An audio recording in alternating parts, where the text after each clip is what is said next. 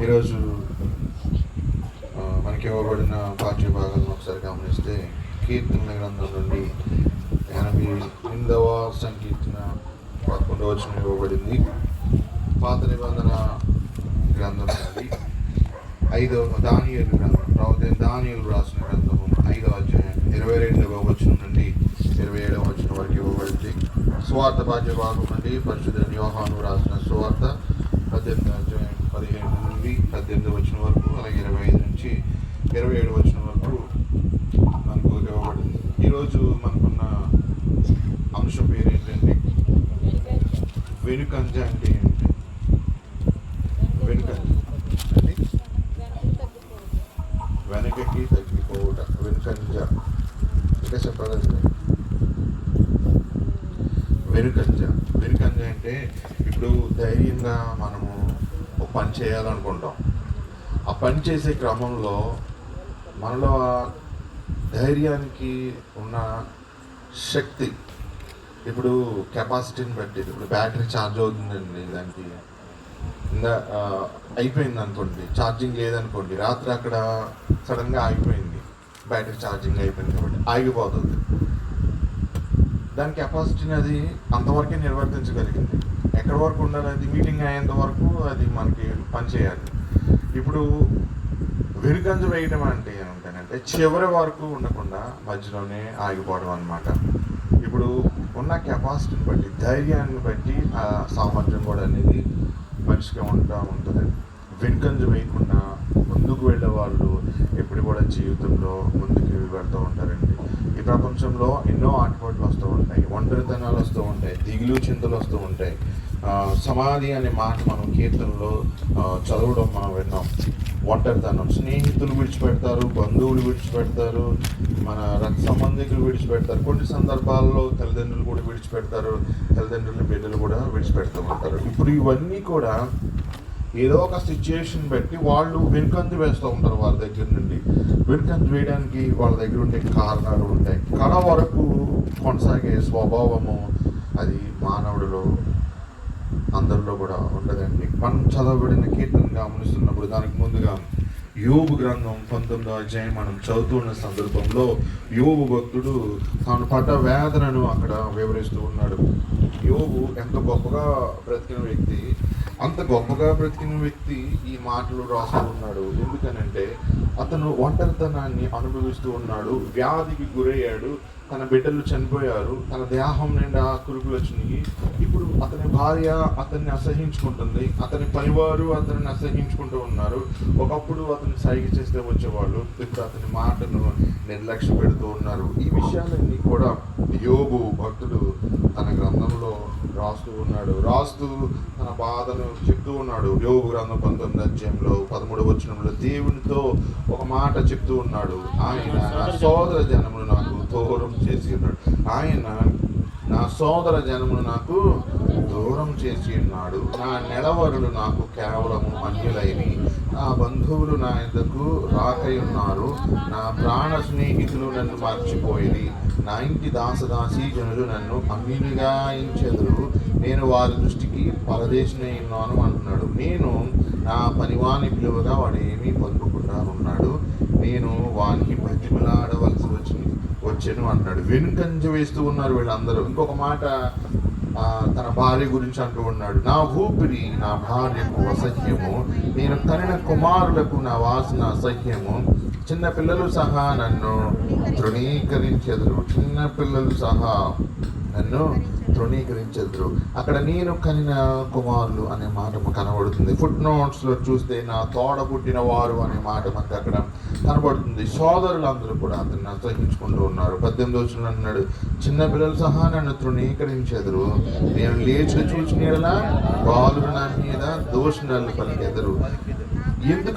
ఎందుకు ఆ స్థితి అతనికి కలుగుతుందంటే 20వ వచనం అంటున్నాడు, నా ఎముకలు నా చర్మంతోనూ నా మాంసంతోనూ అంటుకొని ఉన్నవి, దంతముల అస్థి చర్మము మాత్రము నాకు మిగిలింపబడి ఉన్నది. దేవుని హస్తము నన్ను మొత్తి ఉన్నది. నా మీద జాలిపడుడి, నా స్నేహితులారా నా మీద జాలిపడుడి. యోబు తన స్నేహితులతో ఈ మాటలు పలుకుతూ ఉన్నాడు. ప్రియమైన సంగమా, వెనుకంజ వేస్తూ ఉన్నారు. వెనుకంజ వేసేటప్పుడు ఆ వ్యక్తులందరితో కూడా భక్తుడు ఇక్కడ మాటలు మాట్లాడుతున్నాడు. ఒక విశ్వాసి జీవితంలో దేవునితో కొనసాగే సందర్భంలో అనేక ఆటుపాట్లు ఎదురవుతూ ఉంటాయి. విశ్వాస ప్రయాణంలో కొనసాగే క్రమంలో దేవుణ్ణి మహిమపరచవలసిన గడియలు ఆసన్నమైనప్పుడు ఆ వ్యక్తి ఆ గడియల గుండా ప్రయాణించవలసి ఉంటుంది. కీర్తన గ్రంథంలో 88వ సంకీర్తన మనం చూస్తున్నప్పుడు 11వ వచనంలో కీర్తనకారుడు కోరహు కుమారులు ఈ కీర్తన రాస్తూ ఉన్నారు. కోరహు కీర్తన ఈ మాట రాయబడుతుంది 11వ వచనం. సమాధిలో నీ కృపను ఎవరైనా వివరించరా, నాశన కూపంలో నీ విశ్వాసతను ఎవరైనా చెప్పుకుందరా. కీర్తనకారుడు అంటున్నమాట, సమాధిలో నీ కృపను ఎవరైనా వివరించరా అంటాడు. ఎవరైనా వివరించరా. ఇప్పుడు సమాధి అనేది ఎడబాటుకి సాదృశ్యంగా ఉంది. అందరికీ దూరం. అందరూ ఇప్పుడు మనిషి బ్రతుకుండగానే ఒక సమాధి లాంటి స్థితి ఉందనుకోండి, యోబు లాంటి పరిస్థితి, వెనుకంజ వేస్తూ ఉంటారు. ప్రియమైన సంగమా, భక్తుడు ఏమంటున్నాడంటే, కోరహు కుమారుడు ఏమంటున్నాడంటే 12వ వచనంలో, అంధకారంలో నీ అద్భుతములు తెలియనగున, పాతాళంలో నీ నీతి తెలియనగున. దేవునికి ఈ మాటలు కోరహు కుమారుడు అక్కడ చెప్తూ ఉన్నాడు. ప్రియమైన సంగమా, ఇంకొక మాట అంటున్నాడు 14వ వచనంలో, యెహోవా నీవు నన్ను విడిచిటియాలా, నీ ముఖము నాకు చావుతూ చేయాలా. కొన్ని సందర్భాల్లో ఈ రీతిగా మానవుడు ప్రయాణించవలసి ఉంటుంది. దేవుని విశ్వాసులు, దేవుని యొక్క మహిమ కొరకు సృష్టించబడిన వారు ఇటువంటి పరిస్థితులు గుండా వెళ్ళవలసి వచ్చినప్పుడు ఒంటరితనం అనేది తెలియాలి. పరిశుద్ధమైన వస్తువు ఉంటుందండి. పరిశుద్ధమైన వస్తువు దాన్ని పరిశుద్ధంగా ఉపయోగించాలి. పరిశుద్ధతను సన్మానించకపోతే అది ఏమవుతుంది, తర్వాత దానిని సన్మానించకుండా దాన్ని అగౌరవమైన రీతిగా వాడే సమయంలో అది శిక్షకు, అది ఆ పరిస్థితులకు ఆ మనుషులు గురవుతూ ఉంటారు. ప్రియమైన సంగమా, వెనుకంజ మనం ఇప్పుడేయాలి. ఏ పరిస్థితిలో మనం వెనుకంజ వేయాలి, అదే దేవుడు ఈ రాత్రికాల సమయంలో చెప్తున్నాడు. మన బంధువులు అప్పుల బాధలు ఉన్నప్పుడు వాళ్ళకి వెనుకంజ వేస్తున్నామా, లేకపోతే ఎవరికైనా సహాయం చేయవలసి వచ్చినప్పుడు చేయగలిగిన స్థితిలో ఉండి కూడా మనము వెనుకంజ వేస్తూ ఉన్నామా. కొన్ని రకాలైన సోదరులు ఉంటే ఒక మాట సహాయం చేయడానికి కూడా మనము కొన్ని సందర్భాలలో వెనుకంజ వేస్తూ ఉంటాం. ఏమి జరుగుతుందో మనకి తెలియదు అనే ఒక భయం అనేది మానవుడికి ఉంటూనే ఉంటుంది.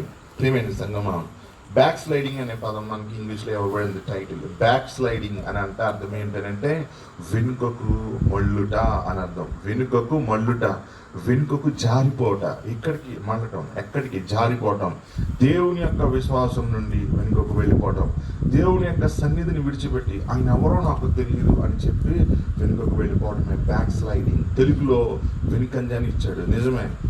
వెనుకంజ, బ్యాక్ స్లైడింగ్ ఒక విధంగా రెండింటికి కూడా వేరు వేరు పదాలు ఉన్నాయి, కానీ రెండు కూడా ఈరోజు వర్తమానానికి అవి సంబంధించిన టైటిల్స్. ప్రియమైన సంగమా, మనము వెనుకంజ వేయాల్సిన వాటికి వెనుకంజ వేయాలి. బ్యాక్ స్లైడింగ్, వెనుకకు జారిపోకుండా ఉన్న పరిస్థితుల్లో మనం వెనుకకు జారిపోకుండా ఉండాలి. రాత్రికాల సమయంలో ప్రభువు మనతో చెప్తున్న మాట పాత నిబంధన గ్రంథం ద్వారా దానియేలు గ్రంథాన్ని మనం చదువుతున్న సందర్భంలో 5వ అధ్యాయంలో 22వ వచనం నుండి 27వ వచనం వరకు మనకు ఇవ్వబడుతూ ఉంది. దానియేలు గ్రంథం 1వ అధ్యాయంలో మనం చదువుతూ ఉన్నప్పుడు అక్కడ ఒక మాట భక్తుడైన దానియేలు రాస్తూ ఉన్నాడు. యూదులు బబులోనుకు చెరగొని తీసుకుని రాబడిన సందర్భంలో, ఆ తీసుకుని వస్తూ ఉన్న సందర్భంలో రాజుతో పాటు దేవుని యొక్క ఆలయం నుండి పరిశుద్ధమైన ఉపకరణములు తీసుకుని రాబడ్డాయన్న సంగతిని 1వ అధ్యాయంలో రాస్తూ ఉన్నాడు. చదువు. ప్రభువు యోధారాజు యెహోయాకీమును దేవుని మందిరంలోని శేషించిన ఉపకరణములను ఆ రాజు చేతికి అప్పగించను కనుక అతడు ఆ వస్తువులను షినారు దేశంలోని తన దేవతాలయంలో తీసుకుని పోయి తన దేవతాలయపు బొక్కసంలో ఉంచెను. నెబుకద్నెజరు దేవుని యొక్క ఆభరణాలని, ఉపకరణాలని, యెరూషలేము యొక్క పవిత్ర మందిరంలోని ఉపకరణాలని ఏం చేస్తున్నాడంటే ఆ రాజుతో పాటు తీసుకుని వెళ్ళిపోయి షినార్ దేశంలో ఉన్న తన యొక్క దేవతాలయపు బొక్కసంలో ఉంచాడంట, ట్రెజరీలో ఉంచాడంట. ధనాగారం, ట్రెజరీ, బొక్కసం అని అంటే ప్రియమైన సంగమం, దేవుని ఉపకరణములు పరిశుద్ధమైనవి, అవి దేవుని మహిమ కొరకు వాడబడుతూ ఉండేవి. ఇప్పుడు దేవుడు పరిశుద్ధమైన మందిరాన్ని నెబుకద్నెజరుకి అప్పచెప్పాడు, పరిశుద్ధమైన ఉపకరణాలని నెబుకద్నెజరుకి అప్పచెప్పాడు, పరిశుద్ధమైన జనాంగాన్ని నెబుకద్నెజరుకి అప్పచెప్పాడు. ఎందుకు అప్పచెప్తూ ఉన్నాడంటే అపవిత్రపరచబడడానికి, వారిని శిక్షించడానికి, వారిని దండించడానికి. ఇప్పుడు దేవుడు జనాంగంతో పాటు తన ఉపకరణాలను తీసుకుని వెళ్ళిపోమని నెబుకద్నెజరుకి ఆజ్ఞనిచ్చినప్పుడు నెబుకద్నెజరు దాన్ని జరిగిస్తూ ఉన్నాడు. ప్రియమైన సంగమా, ఇప్పుడు కాలం గడిచే కొద్దీ నెబుకద్నెజరు సంతానంలో పుట్టిన ఒకడు ఉన్నాడు, అతని పేరు బెల్షస్సర్ అన్నమాట. ఈ బెల్షస్సరు అనేవాడు ఏం చేస్తున్నాడంటే 22వ వచనం చదవండి, 5వ అధ్యాయం 22వ వచనం. బెల్షస్సరు అతని కుమారుడవు నీవు ఈ సంగతి అంతా ఎరిగిండి నీ మనస్సును అణుచుకొనక పరలోకమందున్న ప్రభు మీద నేను నీవే హెచ్చించుకుంటివి. ఎట్లనగా నీవును నీ అధిపతులను నీ రాణులను నీ ఉపపత్నులను దేవుని ఆలయ సంబంధమగు ఉపకరణములలో ద్రాక్షారసము పోసి త్రాగవలనని వాటిని తెచ్చి ఎంచుకొని వాటితో త్రాగుచు చూడనైనను విననైనను వెంపనైనను చేతకాని వెండి బంగారు ఇత్తడి ఇనుము కర్ర రాయి అను వాటితో చేయబడిన దేవతలను స్తుతించితిరి గాని నీ ప్రాణంలో నీ సకల మార్గములను ఏ దేవుని వశంలో ఉన్నావో ఆయనను నీవు కనపరచలేదు. ప్రియమైన సంగమం, బెల్షస్సరు నెబుకద్నెజరు సంతానంలో పుట్టినవాడు. ఇక్కడ అతని కుమారుడవగు అనే మాట రాయబడినంత మాత్రాన ఈ వ్యక్తి నెబుకద్నెజరు యొక్క కుమారుడు కాదు.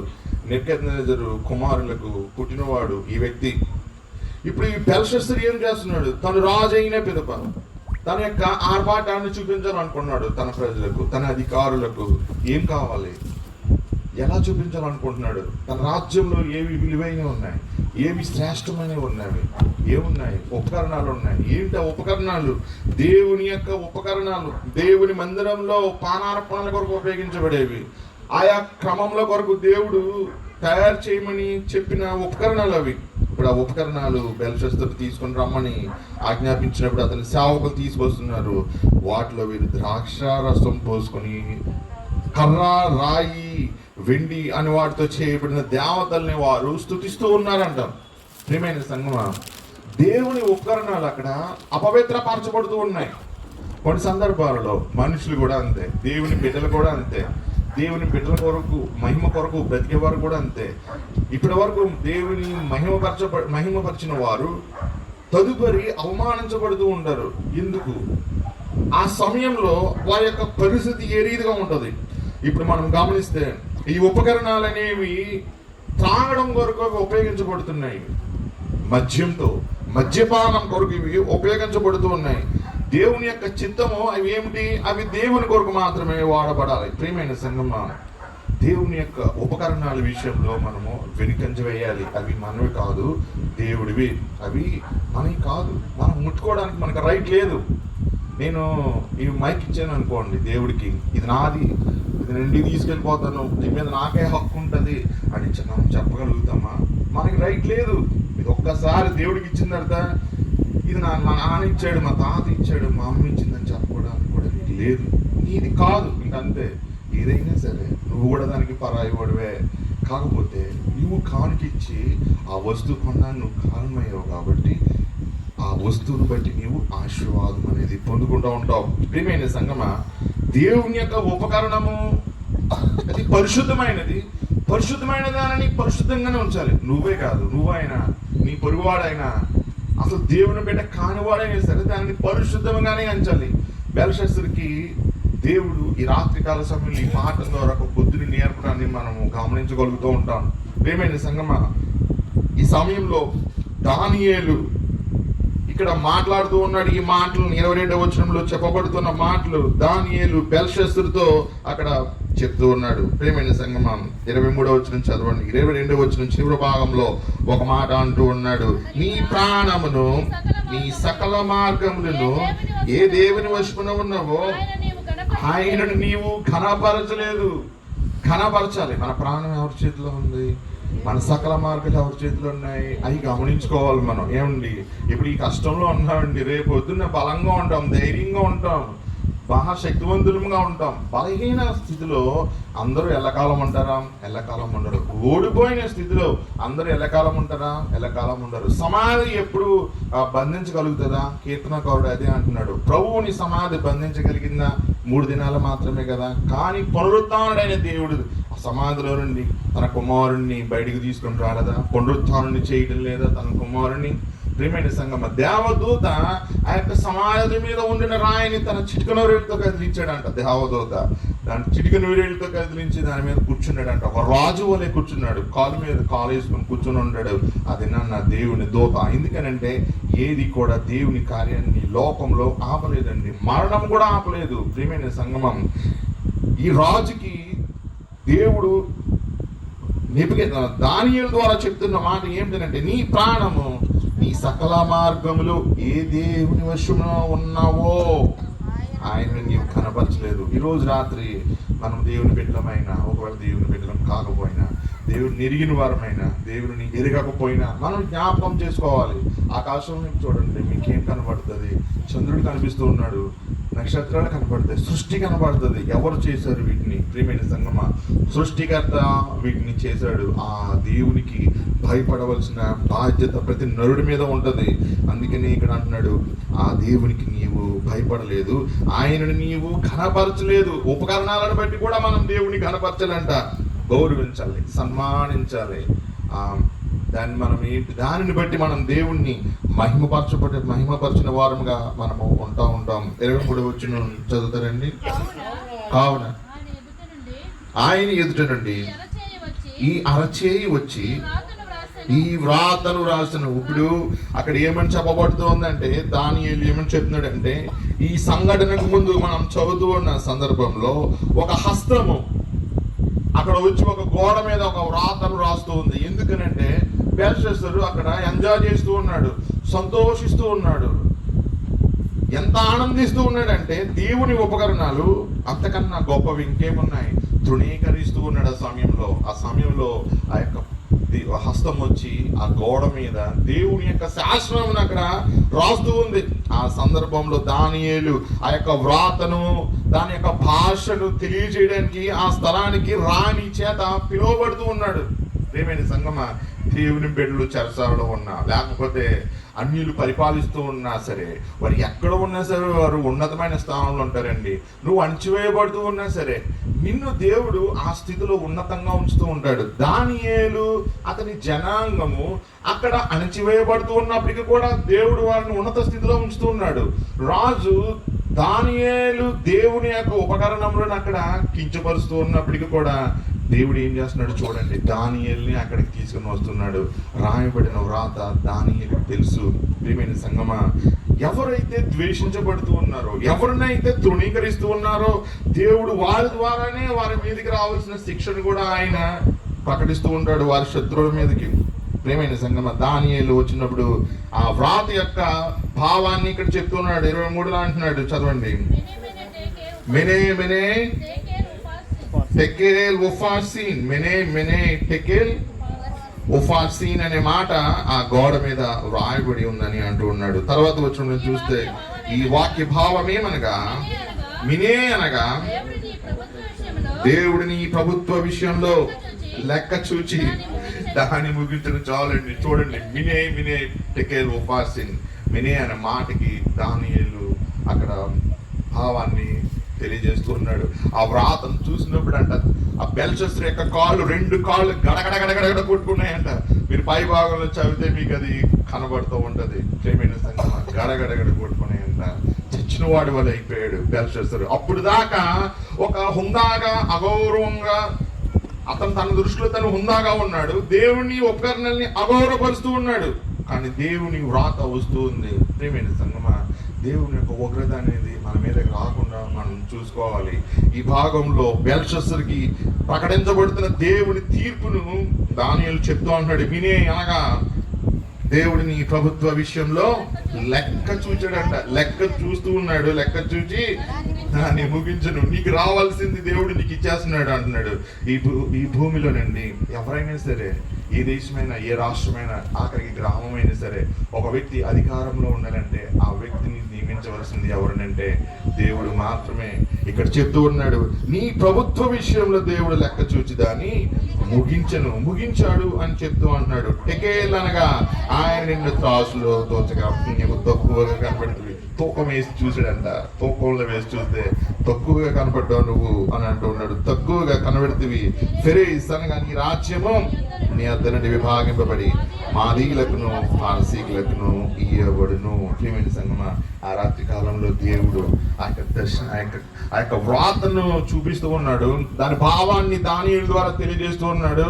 నీ రాజ్యం పారసీకులకి మాదీయులకి అది విభజింపబడతాదని చెప్తున్నాడు. అంత పెద్ద బబులోను మహా సామ్రాజ్యం ఆ రాత్రి కాల సమయంలో ఒక్క ఖడ్గం రక్తాన్ని చిందించకుండా ఓడిపోయిందండి. రాత్రి కాల సమయంలో కోరేషు తన సైన్యాన్ని బబులోను కోటలోకి పంపుతూ ఉన్నాడు.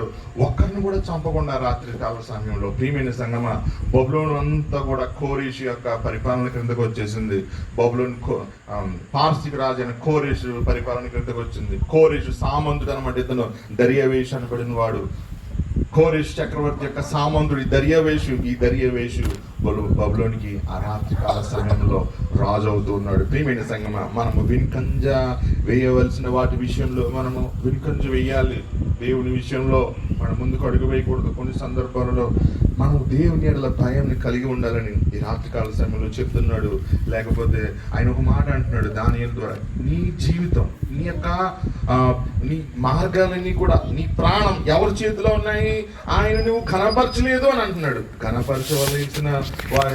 కనపరచవలసిన దేవుణ్ణి మనం కనపరచకపోతే ఈ బెర్షస్సును అనుభవించిన రీతిలో మనం బాధపడే అవకాశాలు ఉంటాయి. కాబట్టి మనము ఒకవేళ ఆ రీతిలో ఉంటే మనం సరి చేసుకుందాం. సువార్త పాఠ్య భాగానికి వస్తే యోహాను సువార్తలో 18వ అధ్యాయంలో 15 నుండి 18 వచనాలు, అలాగే 25వ వచనం నుండి 27వ వచనం వరకు మనకు ఇవ్వడం జరుగుతుంది. ఈ భాగంలో మనం చదువుతున్న సందర్భంలో ఇక్కడ యేసు ప్రభుని వారు బంధిస్తూ ఉన్నారు. ప్రియమైన సంగమా, యేసు ప్రభుని బంధించడం అంటే అది మామూలు విషయం కాదండి. 12 సేనా వ్యూహముల కంటే ఎక్కువ మందిని నా తండ్రి పంపించడా అని యేసు ప్రభు పేతురుతో అంటాడు. ఆ మొలుగు యొక్క చెవిని పేతురు తెగ నరికినప్పుడు సేనా వ్యూహం అంటే 72,000 మంది. ప్రియమైన సంగమా, సేనా వ్యూహంలో 6,000 మంది ఉంటే 12 సేనా వ్యూహాలు అంటే 72,000 మంది దేవదూతల్ని దేవుడు ఆ సమయంలో పంపించుండేవాడంట. ఈ భాగంలో మనం చదువుతూ ఉన్న సందర్భంలో బ్యాక్ స్లైడింగ్ గురించి దేవుడు మాట్లాడుతున్నాడు ఈ పాఠ్య భాగం ద్వారా. బ్యాక్ స్లైడింగ్ అంటే ఏంటి? వెనుదిరుగుట, వెనుకకు జారిపోవుట, విశ్వాసాన్ని విడిచిపెట్టుట అనే అర్థాలు ఉన్నాయి. ప్రియమైన సంగమం, ఈ భాగంలో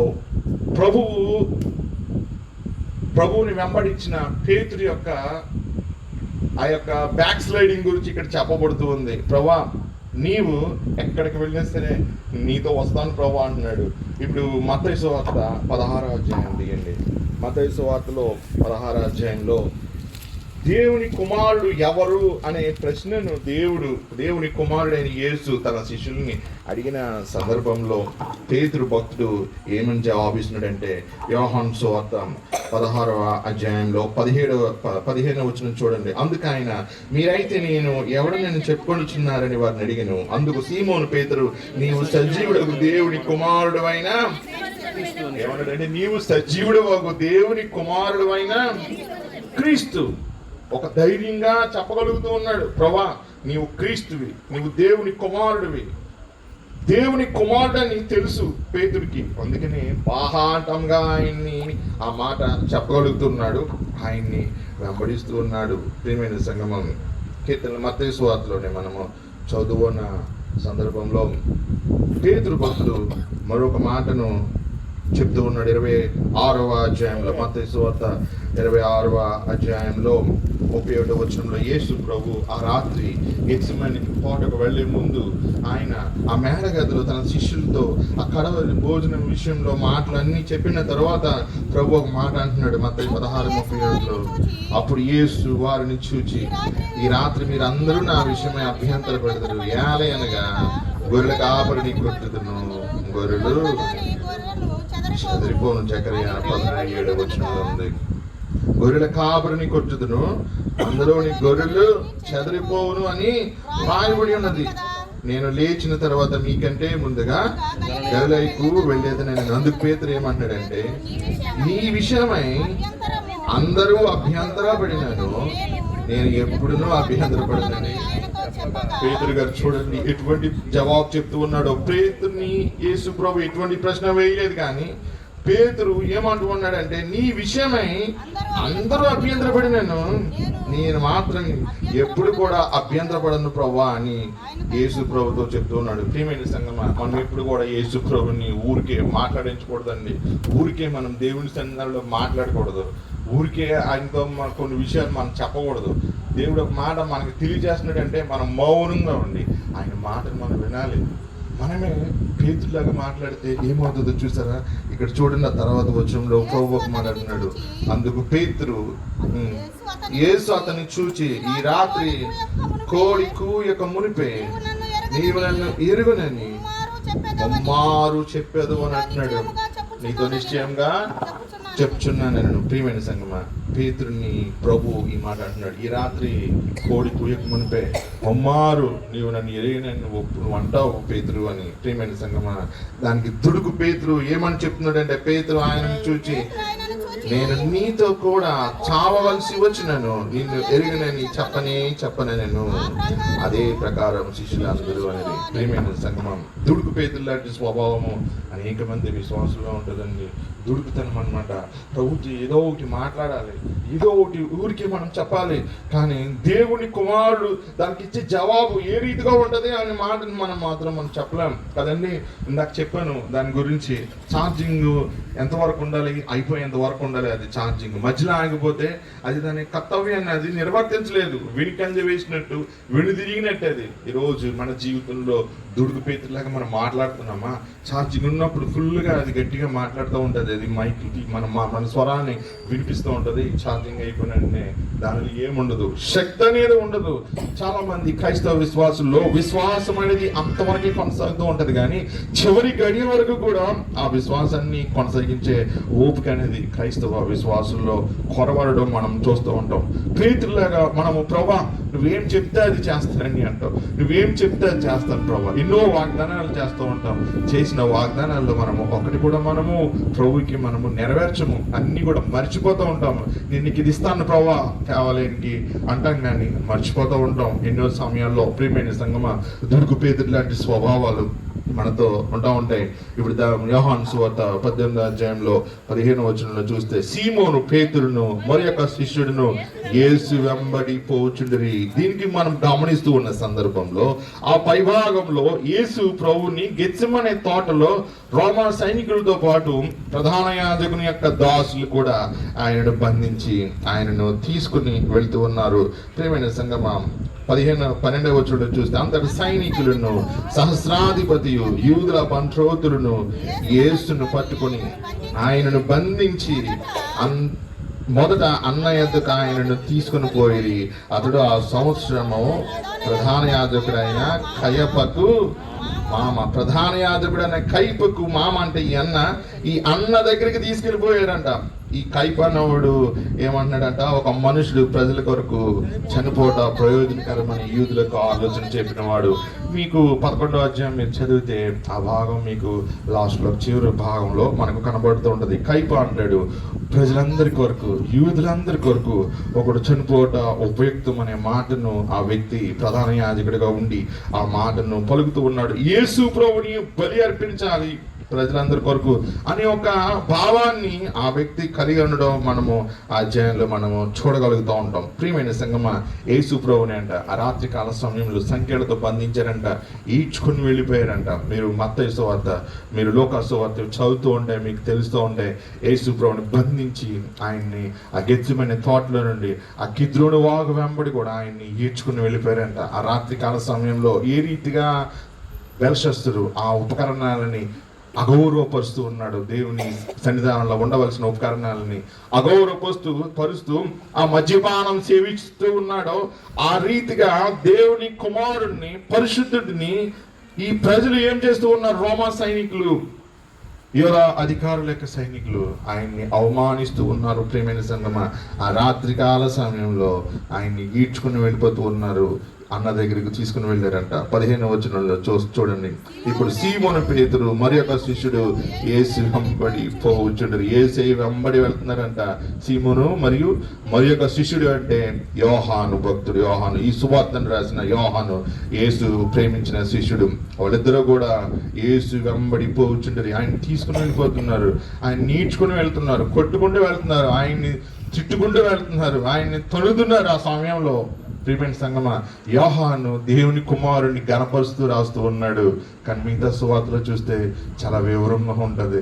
యేసు ప్రభువుని ఎక్కడ కూడా అవమానం, అంటే ఆయనకి ఎటువంటి చెడు ఏంటి, ఒక నెగిటివ్ ఫీలింగ్ అనేది ఉండకూడదు యోహానికి. యేసే అంటే అంత ప్రేమ యోహానికి. ప్రియమైన సంగమా, ఆయనను తీసుకుని పోయిరి అనే మాట మాత్రమే అక్కడ యోహాను రాస్తూ ఉన్నాడు.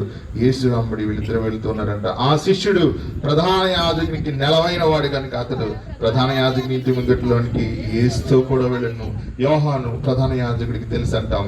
యేసుతో కూడా ఆయన వెంబడి లోపలికి వెళ్ళాడంట. 16వ వచనం, పేతురు ద్వారమునొద్ద బయట నిలుచుండెను. పేతురు ద్వారమునొద్ద బయట నిలుచుండెను. పేతురు అన్ని మాటలు పలికాడు కదా, ప్రభువా నీ కొరకు నేను చెరసాలకైనా వస్తాను, శిలువ మరణాన్ని నేను విడుస్తాను అన్న వ్యక్తి ఈరోజు ఆ ద్వారం దాటి లోపలికి రాకుండా ఉన్నాడంట. అప్పుడు అక్కడ చూడండి, కనుక ప్రధాన యాజకునికి నెలవైన ఆ శిష్యుడు బయటికి వచ్చి ద్వారపాలకురాలతో మాట్లాడి పేతురుని లోపలికి తోడుకొని పోయింది. తర్వాత వచ్చిన ద్వారం నంత కావాలి నాకు చిన్నది పేతురుతో అంటుంది, నీవును ఈ మనిషిని శిష్యులలో ఒకడో కావా అని చెప్పగా అతడు నేను నీవును ఈ మనిషిని శిష్యులలో ఒకడో కావా ఒక చిన్నది అడుగుతూ ఉందంట. ఆ సమయంలో అక్కడ ప్రియమైన సంగమా, నువ్వు దేవుని బిడ్డవే కదా, నీ పలుకు నిన్ను గూర్చి సాక్ష్యం పలుకుతుంది అని చెప్పి మత్తయి సువార్తలో అక్కడ చెప్పబడుతూ ఉంటుంది. నువ్వు దేవుని బిడ్డవే. ప్రియమైన సంగమా, ఈరోజు నువ్వు దేవుని బిడ్డను కాదని నువ్వు బయట సమాజంలో నువ్వు చెప్పగలుగుతూ ఉంటావేమో, కానీ నీ పలుకు, నీ చూపు, నీ నడక, నీ వస్త్రధారణ, నువ్వు మాట్లాడే తీరు, నువ్వు నడుచుకునే తీరు అంతా కూడా దేవుని బిడ్డగానే ఉంటది. నువ్వు ఎంత నిన్ను దాచుకున్నా నువ్వు దేవుడిని దాచలేవు జనాంగాల ముందు. పేతురుని ఇక్కడ పేతురు యొక్క విశ్వాసం ఇక్కడ పరీక్షించబడుతోంది. పేతురు తను తాను దాచుకోలేకపోతున్నాడు. జనాల ముందు అతని దేవుని కుమారుడు యేసు యొక్క శిష్యుడని తెలియపరచబడుతోంది. ఆ చిన్నది అంటుంది, నీవు ఈ మనిషితో కూడా ఉన్నవాడు కావా అని అంటూ ఉంది. అండ్ అతను చెప్తున్న మాట కానని నువ్వు అంటున్నాడు, కాదు అని ఒప్పుకుంటూ ఉన్నాడు. మన మత్తయి సువార్తలో చూస్తే 27వ అధ్యాయంలో 26వ అధ్యాయంలో 26వ అధ్యాయంలో అక్కడ 3 పర్యాయాలు శిష్యుడు అయిన పేతురు యేసు ప్రభుని ఆయనని ఎరుగును అని చెప్పబడిన ఆ మాటలు మనకు అక్కడ కనబడుతున్నాయి. మత్తయి సువార్త 26వ అధ్యాయం చేయండి. మత్తయి సువార్త ఆగినాయండి. మత్తయి సువార్త 26వ అధ్యాయం 69వ వచనం అండి. పేతురు వెలుపటి ముంగిట కూర్చుని ఉండగా ఒక చిన్నది అతని యొద్దకు వచ్చి, నువ్వు గల్లేడు యేసుతో కూడా ఉండేవి కదా అని. అందుకు అతడు, నేనుండలేదు, నీవు చెప్పు సంగతి నాకు తెలియదని అందరి ఎదుట అక్కడంట, నీవు చెప్పు సంగతి నాకు తెలియదని. అతడు నడవలోనికి వెళ్ళిన తరువాత మరి ఒక చిన్నది అతనిని చూచి, వీడును నజరేయుడగు యేసుతో కూడా ఉండినని అక్కడి వార్త చెప్పగా అతడు ఒట్టు పెట్టుకుని, నేను ఉండలేదు, ఆ మనిషిని నేను ఎరుగనని చెప్పాను. రెండోసారి మరలా పొంగుతూ ఉన్నాడు. మళ్ళీ మూడోసారి కొంతసేపు అయిన తర్వాత అక్కడ నిలిచి ఉన్నవాడు పేతురునందుకు వచ్చి, నిజమే నీవును వారిలో ఒకడవే, నీ పలుకు నిన్ను గూర్చి సాక్ష్యం ఇచ్చుచున్నది అతనితో చెప్పి. అందుకు పేతురు అంటున్నాడు, ఆ మనిషిని నేను ఎరుగనని చెప్పి శపించుకొనుటకును ఒట్టు పెట్టుకున్నటకు మొదలు పెట్టిన వెంటనే కోడి కూసని గనుక కోడి కూయక మునుపు నీవు నన్ను ఎరిగినని మమ్మారు చెప్పదు అని యేసు తడుతానన్న మాట పేతురు జ్ఞాపకం తెచ్చుకొని సంతాపపడి ఏడ్చాడంట. ప్రియమైన సంగమా, బొంకిన పేతురు అని అందుకే అంటూ ఉంటారు. బొంకిన పేతురు అని మనం ఊరికే పేతురు యొక్క తప్పుదని చూపుతాం, కానీ నువ్వు నేను పేతురు యొక్క స్థితిలో ఉంటే మనం ఇంకెన్ని అబద్ధాలు ఆడిండేవాళ్ళమో, ఇంకెన్ని మార్లు ఉండేవాళ్ళమో. పేతురు అయితే బొగ్గడు, కానీ ఆ స్థలాన్ని మాత్రము విడిచిపెట్టకుండా అక్కడే ఉంటూ ఉన్నాడు. ఎందుకనంటే ప్రభు ఎడల పేతురుకున్న ప్రేమ అటువంటిది. తను అబద్ధమైతే చెప్పడానికి ప్రయత్నిస్తూ ఉన్నాడు, కానీ ఆ అబద్ధం అతన్ని అక్కడి నుంచి వెళ్ళిపోయేలా చేయలేకపోతుంది. ప్రియమైన సంగమా, 18వ వచనం చూస్తే, అప్పుడు చలివేయు యోహాను సువార్త 18:18 అప్పుడు చలివేయుచున్నందున దాసులను బంట్రోతులను మంట వేసి చలి కాచుకొనుచు నిలుచుండగా పేతురు వారితో నిలబడి చలి కాచుకొనుచుండను. అక్కడ చూడండి, ఒక మంట అనేది వేయబడుతూ ఉంది. చలి కాచుకోవడానికి బంట్రోతులు వేస్తూ ఉన్నారంట. వెలుగు ఎప్పుడు కూడా సత్యాన్ని బయలుపరుస్తూ ఉంటుందండి. వెలుగు ఎప్పుడు కూడా చీకటిని పారదోలుతూ ఉంటది.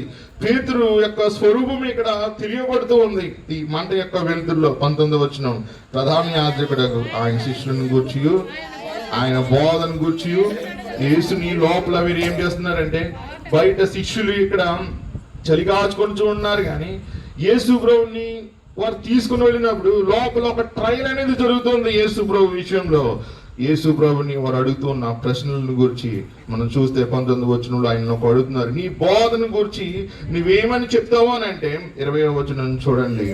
యేసు, నేను బాహాటంగా లోకం ఎదుట, యేసు ప్రభు ఏమంటున్నాడు, నేను బాహాటంగా లోకం ఎదుట మాట్లాడుతుని యూదులందరూ కూడి వచ్చి సమాజ మందిరంలోను దేవాలయంలోను, నేను దేవాలయంలోను సమాజ మందిరాల్లోనే ఎల్లప్పుడూ బోధించితిని, రహస్యంగా నేనేమీ మాట్లాడలేదు అని అంటూ 21 వచ్చినట్టున్నాడు. నీవు నన్ను అడిగినేలా, నేను వారికి ఏమి బోధించినది, విన్నవారిని అడుగుమని ప్రధాన యాజకుడితో యేసు ప్రభు చెప్తున్నాడు. ప్రియమైన సంగమా, ఈ సందర్భంలో మనం చదువుతూ ఉన్నప్పుడు ప్రధాన యాజకుడికి యేసు ఆ జవాబు ఇచ్చినప్పుడు జరిగిన సంఘటన 23వ వచనంలో రాయబడుతుంది. ఆయన ఈ మాటలు చెప్పినప్పుడు దగ్గర నిలిచిన బంటురులో ఒకడు ప్రధాన యాజకునికి ఎలాగూ ఉత్తరం ఇచ్చుచున్నావా అని చెప్పి యేసును అరచేతులతో ఏమవుతుంది, ఇక్కడ పరిశుద్ధుడైన దేవుడు కుమారుడు అక్కడ అవమానించబడుతూ ఉన్నాడు. ఏ రీతిగా బెల్షస్సరు ఉపకరణాలని అక్కడ అవమానించాడో వెనుకంజ వెయ్యాలి పరిశుద్ధమైన వస్తువుల విషయంలో, పరిశుద్ధమైన దేవుని విషయంలో. ఇక్కడ ఈ బంట్రోతులు వెనుకంజ వేయటం లేదు. ఒక అన్యుడు దేవుని ఉపకరణాలని అవమానించాడంటే ఒక అర్థం ఉంటుంది, తెలియదు కాబట్టి చేశాడు. కాబట్టి నువ్వు దేవుని కుమారుడు వేయండి, దేవుని సంతతిలో పుట్టినవాడు వేయండి, దేవుని ఎడల నీ ప్రతిస్పందన ఏంటి, ఏ రీతిగా నువ్వు ప్రవర్తిస్తూ ఉన్నావు ఈ రాత్రికాల సమయంలో దేవుని సన్నిధానంలో, నీవు కూడా బెల్షస్సరువలేగానే ఉంటూ ఉన్నావా? ఈ వ్యక్తి యేసు ప్రభుని అరచేతులతో కొట్టాడంట. అరచేతులతో కొట్టిన దానికి చూడండి యేసు ప్రభు ఇస్తున్న జవాబు 23వ వచనం. అందుకు యేసు, నేను కాని మాట ఆడిన ఎడల, ఆ మాట ఏదో చెప్పుము, మంచి మాట ఆడిన ఎడల నన్ను నేల కొట్టుచున్నావు. యేసు ప్రభు అడుగుతున్న ప్రశ్న, నేనేమన్నా తప్పు మాట అంటే అప్పుడు నన్ను నేను మంచి మాట పలికినప్పుడు, లేకపోతే కాని మాట నేను పలకనప్పుడు నన్ను నేల కొట్టుచున్నావు అని యేసు ప్రభు ప్రశ్నిస్తూ ఉన్నాడు. 24వ వచనం, అందుకు అంతటా యేసును బంధింపబడినట్టుగానే ప్రధాన యాజకుని పంపెను. 25వ వచనం చూడండి. సీమోను పేతురు నిలువబడి ఆ మంట దగ్గర చలి కాచుకుంటున్నాడంట. వారు అతను చూచి, నీవును ఆయన శిష్యులలో ఒకడవు కావా అని చెప్పగా అతడు, నేను కాను, నేను ఎరుగను. పేతురు, ఎవని చెవి తగినరికను వాని బంధువును ప్రధాన యాజకుని దాసులలో ఒకడును నీవు తోటలో అతనితో కూడా ఉండగా నేను చూడలేదా అని చెప్పినప్పుడు పేతురు, నేను ఎరిగినని చెప్పి మరొకసారి చెప్పిన వెంటనే కోడి కూసును. మొలుపు యొక్క బంధువు ఆ సమయంలో అక్కడ ఉన్నాడంట. వీడు ఎంత దరిద్రుడో చూడండి. దేవుని కుమారుడు మొలుకు చెవి తెగనరి పేతురు దాన్ని తెగవేసినప్పుడు ఆ చెవిని బాగు చేశాడు యేసుప్రభు. ఆ శ్రమలో కూడా యేసుప్రభుని వారు కొడుతున్న సందర్భంలో, బంధిస్తున్న సందర్భంలో యేసు మొలుకు చెవిని బాగు చేస్తే ఈ వ్యక్తి ఏం చేస్తున్నాడు, నేను చూడలేదా, అక్కడ యేసుతో పాటు నేను చూడలేదా అంటున్నాడు. అవిశ్వాసము. గొప్ప కార్యాలు జరుగుతున్న సందర్భంలో కూడా మనం దేవుని ఎడల మనం నమ్మిక ఎంచలేము. మొలుకు యొక్క బంధువు రీతోలే. ప్రియమైన సంగమా, ముమ్మారు బొంగుతూ ఉన్నాడు. ఆ మంట వెలుతురులో మన ముఖం కనబడుతూ ఉంది. ఆ మంట వెలుతురు పేతురు యొక్క ముఖాన్ని చూపిస్తుంది. ఏం కనబడుతుంది పేతురు ముఖంలో? యేసు యొక్క ముఖం కనబడుతుంది. ప్రియమైన సంగమా, ఈరోజు మన మంచి దినాల్లో ఉంటూ ఉన్నాం. శ్రమలనే వస్తూ ఉన్నాయి. నిన్ను చూసిన వారు నిన్ను ద్వేషించడానికి కారణం ఏమిటి? ఏమంటారంటే, ఆ రోజు గెత్సేమనే తోటలో యేసుని ఈడ్చుకుని వెళ్ళిపోయిన వారు ఎందుకు యేసుని ద్వేషించారో నిన్ను అందుకే ద్వేషిస్తూ ఉన్నారు. కారణం ఏమిటంటే, నీవు పరిశుద్ధమైన దేవుని కుమారుడు కుమార్తెవు, పరిశుద్ధమైన సంతతిగా నీవు ఉంటూ ఉన్నావు. రేపటిదైనా నా పరలోకంలో కనపరచబడవలసిన స్థితిలో దేవుడు నిన్ను హెచ్చిస్తూ ఉంటూ ఉన్నాడు. అందుకే ఈ లోకము ద్వేషిస్తూ ఉంటది. అందుకే ఈ లోకం యేసుని ద్వేషించి ఆయన శిలువ మరణానికి అప్పచెప్పింది. ఈ లోకం పొందుకోలేని భాగ్యాన్ని నువ్వు పొందుకుంటున్నావు. కాబట్టి ప్రియమైన సంగమా, ఒకవేళ నీవు పరిశుద్ధమైన ఉపకరణాల రీతిగా నువ్వు అవమానించబడవలసి వస్తుందేమో, క్రీస్తు నామం కొరకు యేసు ప్రభు బంధించబడిన రీతిగా నువ్వు కూడా అదే రీతిగా చెరసాలకు కొనుక్కోబడవలసి వస్తుందేమో, శిలువ మరణం కూడా అనుభవించవలసి వస్తుందేమో. అయితే నీవు పేతురు వలె నువ్వు బొంకడానికి సిద్ధంగా ఉన్నావా, లేదా యేసు ప్రభులాగా శిలువ మరణాన్ని ఎదుర్కోవడానికి నువ్వు ఆయుత్తంగా ఉన్నావా? ఈ రాత్రికాల సమయంలో ప్రభు 2 ప్రశ్నలు వేస్తున్నాడు. నువ్వు వెనుకంజ వేయవలసిన వాటిలో వెనుకంజ వేయమంటున్నాడు, కానీ వెనుదిరిగిపోవద్దు అంటున్నాడు. దేవుని సంతతి విషయంలో, దేవుని విషయంలో నువ్వు అగౌరవమైన రీతిలో ఉండకుండానట్లు వెనుకంజ వేయమంటున్నాడు, కానీ దేవుని యొక్క విశ్వాసాన్ని కొనసాగించే విషయంలో మాత్రం నువ్వు వెనుకంజ వేయద్దని చెప్తున్నాడు. నీ విశ్వాసాన్ని రీఛార్జ్ చేసుకోమని చెప్తున్నాడు. కడ వరకు నువ్వు నిలిచి ఉండమంటున్నాడు. కడ వరకు నిలిచి ఉన్నప్పుడే ప్రియమైన సంగమా, నువ్వు జ్యోతి వలె ప్రకాశిస్తావు. రక్షణ అనేది ఇందాక భుజం గారు అంటున్నారు, నేను రక్షణ తీసుకున్నాను, నా బిడ్డలు రక్షణ తీసుకోవాలని. రక్షణ అనే ఓడ ఇప్పుడే ఎక్కారు మీరు, ఇంకా అవ్వలేదు. అది వెళ్తుంది. ఆ ఓడ అక్కడికి చేరాలి. కడ దినం వరకు ఈ లోపల ఏమైనా జరగచ్చు. దిగిపోతే రక్షణ ఏమైపోద్ది? ఈ ప్రభా నేను రక్షణ తీసుకున్నాను అంటారా? కాదు, కడ వరకు ఆ ఓడ అక్కడికి చేరాలి, గమ్యానికి చేరాలి. మీరు ఆ ఓడ దిగాలి. 1 పేతురు 1వ అధ్యాయంలో మీరు చదివితే ఆ విషయం కనబడుతూ ఉంటుంది. మనం వాడిక్కాం, ఇంకా దిగలేదు, రక్షణలో కొనసాగుతున్నాం, బాప్తిస్మం తీసుకున్నాం, చివరి వరకు ఉందాం. పేతులకు బొంకొద్దు. బొంకమంటే వాడలో నుంచి కిందికి దుంకు వేయవలసిన స్థితి ఏర్పడుతుంది. ఆ రీతిగా ఉండకుండా చివరి వరకు, కడవర వరకు మనం యేసుని హత్తుకొని మరణమైనా సరే ఆయన అలా అంటిపెట్టుకుని ఉందాం. ఆ రీతిగా ఉండి ప్రభువుని ఘనపరిచి నిత్యరాజ్యం చేరుకుందాం. ఆ రీతిగా చేయడానికి పరిశుద్ధ ఆత్మ దేవుడు నీకు నాకు సహాయం చేయగాక. దయచేసి మీరు లేచి నిలబడండి.